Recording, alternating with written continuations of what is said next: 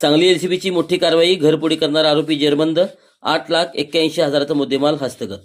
जत तालुक्यातील बिळूर येथील घरफोडीचा छडा, 80 ग्रॅम सोन्यासह चांदीचे दागिने जप्त, आरोपीला 17 ऑगस्टपर्यंत पोलीस कोठडी. जत तालुक्यातील बिळूर येथे झालेल्या घरफोडी चोरीचा सांगली स्थानिक गुन्हे अन्वेषण शाखेने छडा लावला आहे. या प्रकरणात प्रशांत चिन्नाप्पा घेज्जी या 30 वर्षीय संशयित आरोपीला अटक करण्यात आली असून त्याच्याकडून तब्बल 8,81,290 रुपयाचा सोने चांदीचा मुद्देमाल जप्त करण्यात आला आहे. जत पोलीस ठाण्यात दाखल असलेली घरफोडी चोरीच्या गुन्ह्याचा तपास करताना स्थानिक गुन्हे अन्वेषण शाखेला आरोपीबाबत गोपनीय माहिती मिळाली.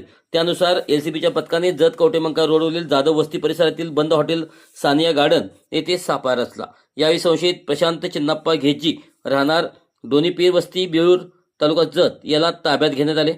अंगझडतीमध्ये त्याच्याकडे सोन्याची चैन, झुमके, पट्टी, अंगठी, गंठण तसेच चांदीची अंगठी असे दागिने आढळून आले. पोलिसांच्या चौकशीत आरोपीने हे दागिने 23 जुलै रोजी आपल्या चुलत्याच्या बिळूर येथील घरातून चोरी केल्याची कबुली दिल्याचे पोलिसांनी सांगितले.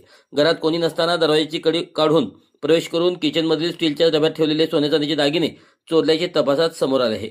या कारवाईत 80 ग्रॅम सोन्याचे दागिने किंमत 8,78,790 रुपये तसेच 5 ग्रॅम वजनाचे चांदीचे दागिने किंमत 2,500 रुपये असा एकूण 8,81,290 रुपयाचा मुद्देमाल जप्त करण्यात आला.